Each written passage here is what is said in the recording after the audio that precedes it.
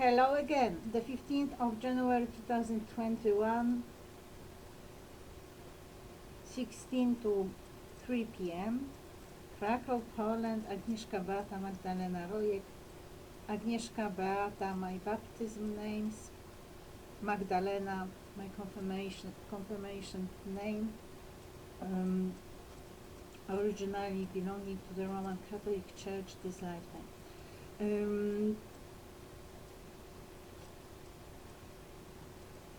I made this presentation of my general outlook yesterday, or was it already today at night? I don't remember exactly. Anyway, there were two more points there, or perhaps three, but two of them were the Church of Scientology and the Roman Catholic Church. I need that there's a clarification needed on my position as far as the Church of Scientology is concerned. To cut a long story short, my family in Canada are Scientologists. I am not certain, to be honest, whether who was first there. So whether it was them who got interested in Scientology after spending some time in Sweden when traveling abroad from Poland, the communist Poland, then moving to Canada. My cousin Diana was born in Sweden, and my another cousin Alan was born in Canada, but years after. So they were already Scientologists then.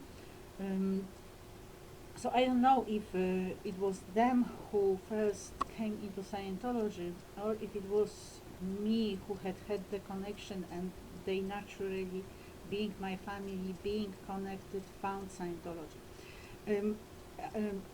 I don't know how valid it is. The key point is that they have been in Scientology for a long time, and since they started, obviously it has had an impact on the whole family. Knowing what I know about the organization, I'm not really the type that might be considered profitable when living independently and out of crime or other irregularities having to do with breaking the law. So I should be a millionaire right now, considering all that I have actually earned. But that has been being stolen, and other people have been earning money. So that's my potential, at least. But the point is that I don't do what I'm told. So if we have the organization and the people who are the deciding body create some kind of order, which is not strictly speaking the Scientology order. There's more to it. Obviously they develop policies, so they have the basics. There are several levels, right? So the first level is the written word, like, the Holy Scripture of the Church of Scientology. And one can agree or disagree with what's there. But, so this is the first level. This is where you start. And then you move on and you start using it. So on the basis of that, assuming that you agree with all of that, you create your policy. And then the human factor comes in, which is one thing. So all the aberrations that might not have been disposed of or healed, put straight. But another factor is your personality. So each of us is unique. We might be suppressed into all sorts of thinking that, oh, perhaps I'm a type. No, we are never types. Naturally, each of us is unique. That's why we are here. That's why each of us is here. That's why each of us has come into being. Each of us is unique. Now, something might happen to our individuality. And then we have all sorts of aberrated personalities, which are not really the personality we are. So, whatever the deciding body at the top of the Church of Scientology creates as policies, strategies, and so on, depends on who the people are. There can be someone above the Church of Scientology or not. There's certainly a connection with an extraterrestrial existence. My personal opinion is that from during the period from the start up till now, there has been a change of the alliance, of the extraterrestrial alliance, but that might be a bit too much science fiction for you. Anyway, the point is that I am the person who assesses situations and strategies and activity. First of all, activity, because that's what we start with. So, is it criminal or not? Does it really realize the ideal of each of these people being unique and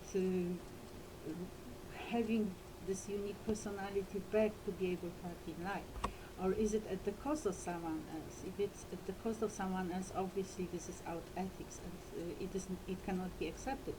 If it's not only at the cost but also suppressive to other people, so you go high but other people go down, then obviously this is a crime, because suppression in Scientology is a crime. Now, I have made a lot of comments, shouts, screams, all sorts of word battles, metaphor battles, and I don't know, other throws of energy, because I have been involved in this war. So someone has been working on it, keeping the war going, and it needs an answer. Simply, you cannot lay down and say, okay, do whatever you want to me, because this is not the right reaction. And well, you may try it. I tried it when I was the victim of the rape. I tried it. I tried to get this, the sanctity. So this is a pure innocent person, and what will you do to the person? And normally with the thinking of the people of my kind, who are ethical people with high standards and the sacred in their life, obviously you have a kind of protection. No one should do any wrong to you. No one should harm you in any way, because you have it. And it does not happen this way. Actually, it works the other way around with a certain kind of people. So if you are that kind of person, you are exactly the person who is to be, totally devastated. And this is the way of thinking of that these people have. And so this is the very intention. And living in hope that they will not do any harm to you because you are innocent, pure, and this is your sanctity and it should give you protection, does not work simply. So these are all things that come into play. And the Church of Scientology is an aggressive organization. Now, aggressiveness, this kind of aggressiveness leading to expansion and power, is considered to be something really good. It has to do with survival. Now, does it or does it not is a philosophical question.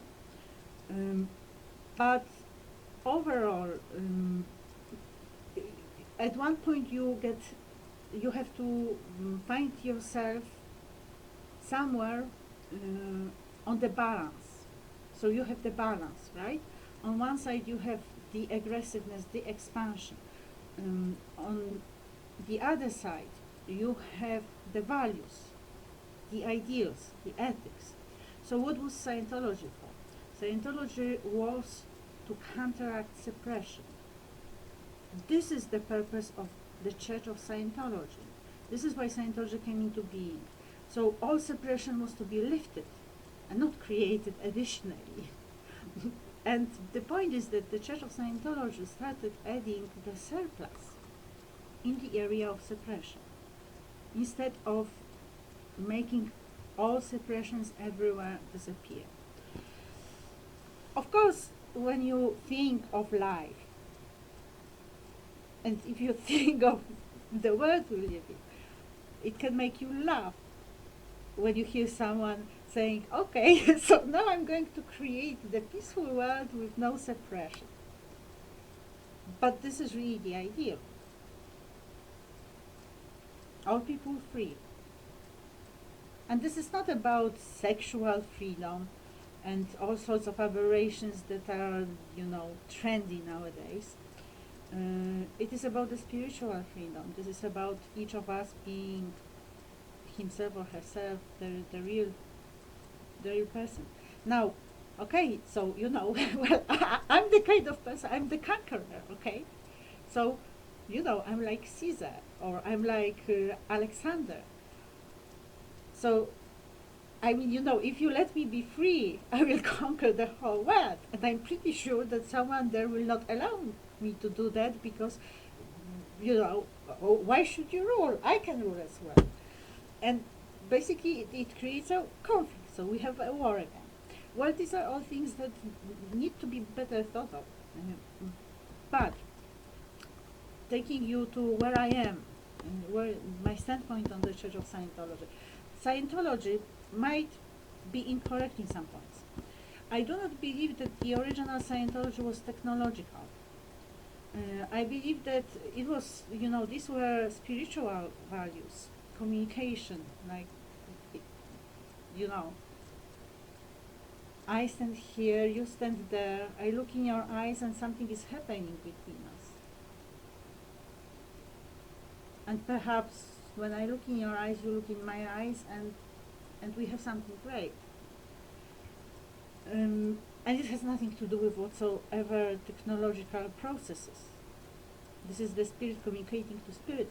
And I'm not even certain if the rule from the Dianetics 55, which has to do with something traveling from one point to another and arriving there, is true. Perhaps it doesn't need to cover any distance, perhaps it can be just like I have a thought and I think, oh, I have this thought, and it does not travel really, it happens.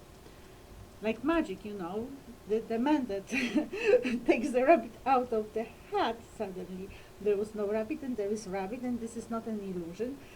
This is like, okay, so now I want this rabbit to be in that hat, and can it happen or can it not? So, and again, a philosophical question. We take all manipulations or falsehoods out, without these falsehoods. So basically, Scientology starts with the Vedic writings. So this is Hinduism. These are ancient times. These are the times when we might think of some technological civilizations, but not on the planet Earth. Or perhaps there were, only we don't know about it. Hard to say. I would rather believe that they were elsewhere, and the planet Earth was this virginal, beautiful paradise, the Eden. No technology at all. Virginity, the natural virginity of the whole life, which is the most beautiful thing one can have. And then corruption starts. So this is what Scientology is really about. The spiritual beings having lives and being together and creating beautiful things. So in this world that we are living in the reality we are living in, which in Scientology is understood as a set of agreements, that kind of attitude is not necessarily a safety belt. So I believe this is why all those technological changes have come into being. And Scientology has become, in a way, a technological a religion or cult, whichever way you want to view it. But this does not change the original writing, the original writing, the original intention, and the purpose, the original purpose. Whether the use of the technology, I mean, you know, the physical technology, in any way at all can be justified or not, if it is it only the superimposed suppression or not, is another matter. But what certainly is out of whatsoever consideration are whatsoever actions that kill the purpose. So, my standpoint on Scientology is very clear. The Scientology, as I was doing it, was beneficial. But this is not the job the Church of Scientology has been doing. And it might result from the circumstances on the planet Earth. But nonetheless, I say the same thing. This is no longer Scientology for me. Is it modern Scientology? Like we can have modern faith, modern Christianity, modern Buddhism?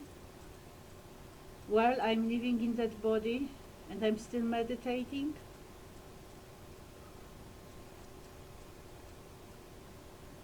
I don't know. Which is why I move out of that trend, mainstream, etc. But obviously, having done the training I have done, I have certain routines and I like using them. When I learn and teach, as a teacher, I always used my own original style, my own unique style. I called it an interactive style. So what I was doing during my classes always depended on the group. It always depended on what would come up, what would surface during the lesson. And then the process continued depending on that.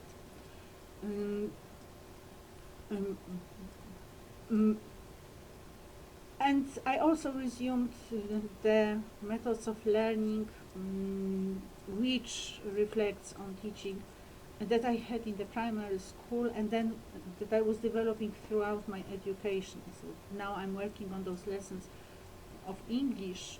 I have learned English and I did travel the road from the person who doesn't speak English, can listen to songs and can understand some words, can check them in a dictionary, can try to translate the lyrics, to the person who decides to learn English to read Shakespeare in the original and finally read Shakespeare in the original and writes the critical thesis at the level of thought in the language. So I did not only write my MA thesis on Shakespeare, I wrote my MA thesis on defining metaphors, where I treat the defining metaphors as conceptual metaphors below the level of awareness. It might be that Shakespeare was perfectly aware of the working metaphor, the metaphor being the war, when writing Othello, but nonetheless, when it's in the language, it's under the level of awareness. So this is really reaching a very, very high level in the language. And I'm using this method. But, you know, there's a lot I have learned and I appreciate it, and especially those routines which work very well when you are in danger, for instance. So, you know, the be there. And all sorts of things happening to your body, like pain, and you know that you are you. And this is happening to your body, but you can simply go through it and be over it. So this is on the Church of Scientology. Had it not ended as it has ended, had I stayed in the Sea Org, I would have been working for all those years on reforming the Church of Scientology, getting rid of all the criminality, getting rid of all the irregularities. And it might be that they got rid of me exactly for that reason, because the criminality might be needed for survival in the world nowadays. As you well know, my situation is not too good. I cannot have my own children. So this is really the obvious failure of survival, when you cannot, the wonderful genes. It's not. It's more than oh, I'm sad because I cannot enjoy bringing up my own children, or I'm sad because I cannot have sex. This is more than that. This is actually the survival factor, the wonderful genes that have been wasted. And also just the life in the children. Wherever the spirits who were to be my children are now, I don't want to look for them. I hope they are safe and surviving somehow, regardless of whatever has happened to me. I don't know who they are, where they are, and it's better this way, probably. I hope we can somehow get together one day again. So this is on the Church of Scientology. As for, and obviously, due to what they have done to me, I mean, right now I'm a toddler empire, so to say.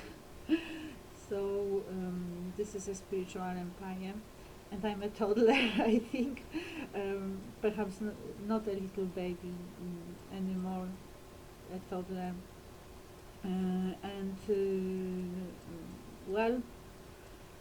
Obviously, the queendom with such spiritual identity, with such spiritual identity, must have those connections to the divine, to God. So perhaps this is still the trial for me. Will I really remain faithful?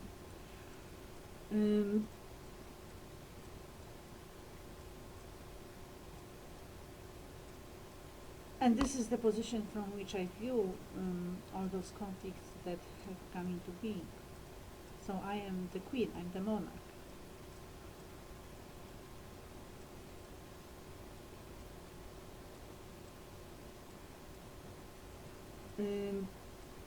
As far as the Roman Catholic Church is concerned, I believe I have had some oaths made, which make me naturally likely to act as the defender fidei. What is the name exactly? But I believe that I am bound by such oaths, and as I was growing as a person, as I was becoming stronger, as I was taking more and more responsibility, starting with the first acceptance of responsibility on the day of the New York attack, on the 11th of September 2001. The responsibility of solving the problem of terrorism. It has started surfacing.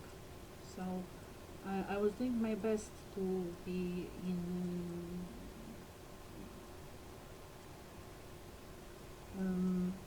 mature relations with the church, with the Roman Catholic Church, and what that means for me is that I'm not someone you kindly bless if you feel like. And you must know that I was refused a blessing by the Archbishop of Krakow. So this is the first time I met the Archbishop. This is my first contact with the Archbishop, Jędraszewski, Marek Jędraszewski. He did not treat me with the holy water, saying, you not. And it was a shock. It was a complete shock. A complete shock. It was St. Mary's Basilica here in Krakow. Total shock. Especially that I was the circumstances of my life were so terrible. I had been being a victim of murder. The atrocious crime developing every day, and I'm in church and he refuses to bless me with the holy water. But then, I kept on working towards the conversion of the Roman Catholic Church, actually. So I believe that again, we have the Holy Scripture, and you might agree or not agree. Of course, there's another factor of the possible manipulation of the Holy Scripture for political reasons or other reasons. But then you have the people, and we have all those doctrines that have been developed by the popes or other bodies, and the way I view it is that there are important errors there. One of the errors which might have a political rationale is the sacrifice of people, the martyrdom. So we must make a difference between someone standing up for Jesus Christ and saying, I will defend that faith, whatever it takes. And then the person suffers, the person is attacked, the person is persecuted. And the person says, no, I will defend the faith. And this is, this is my place on this planet, in this life, in this world. This is my sacred mission. This is me, really, and I will defend the faith. And someone suddenly saying that, you are to suffer because Jesus Christ suffered. So this is a totally incorrect interpretation. To start with, Jesus was God. And this is an act of unthinkable arrogance to say that you are to go through what God went through. Because then you put yourself you level yourself with God. So this is actually, this is a sin, a transgression. Now, even worse when you expect it from others, or if you superimpose it on others. Jesus Christ was not telling people suffer. He was lifting the suffering, lifting the burdens. If someone was ill, he made them healthy. He never made a person who was healthy ill.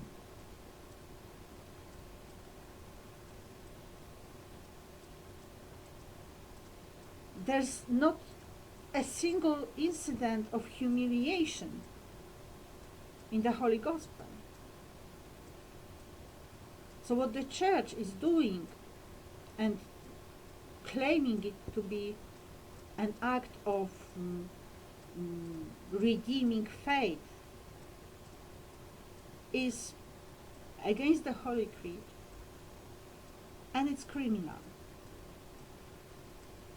But that results from the doctrines. Then take the dogma of sinfulness.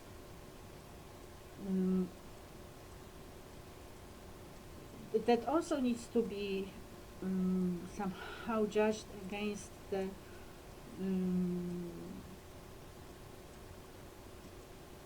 statement,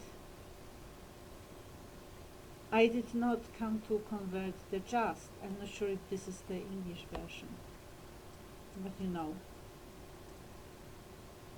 So that also opens the door to the possibility of other religions having their own purpose and mission. If I am the person who is not likely to sin, perhaps this is not the path I am to travel.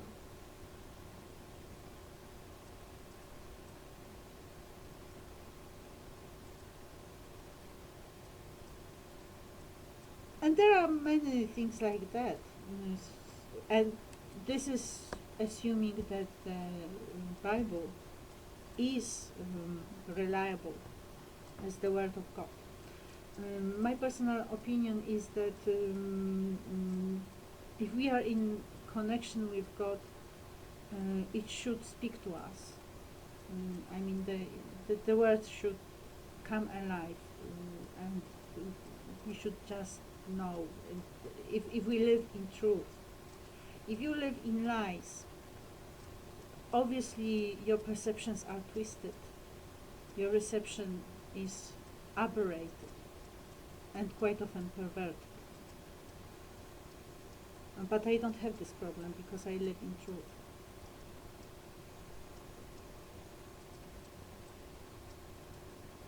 So my intention is to study the history, study the doctrines, to read that all, to read the Holy Bible to start with. I posted it the rituals of the I was reading about in the Old Testament, one after another, how you actually how you are to act with all those sacrificial lambs and not lambs in the Old Testament still, and depending on the situation that was too much at one point, and I just left the process of reading, and I also want to read it as they are put in order, because I want to have this order in mind to know what the church really is. So because this is the law. So whatever is added to this is like the constitution, but in the sacred world, of course. And I believe I will be in contact with God and see, and I will do my own analysis when I'm ready to work on this.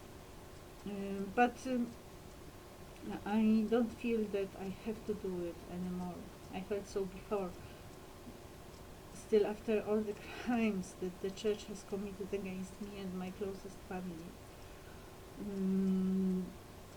I'm free of whatsoever oaths concerning the Roman Catholic Church, obviously, so I can do it in an extra oath just to understand the spiritual history of humankind, but I'm not bound by any oaths anymore after what has been done to me. That's obvious. So there's the relation between me and God, which is direct, and the Church, the Roman Catholic Church, has failed.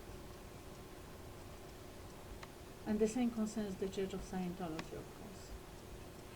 Agnieszka Beata Magdalena Rojek, Krakow, Poland, or Agnieszka Justitia the First of Agni Polytania, Agnipolis, the 15th of January 2021.